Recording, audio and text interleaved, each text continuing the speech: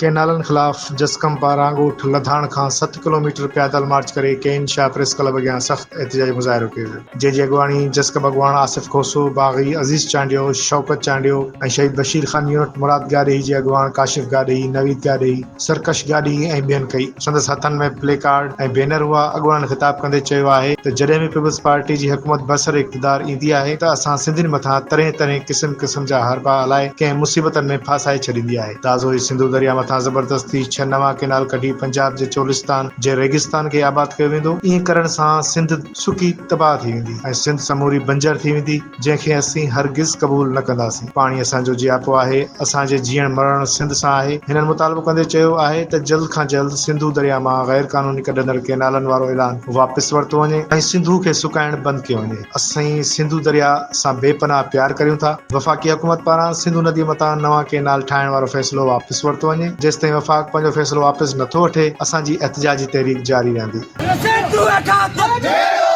पाणी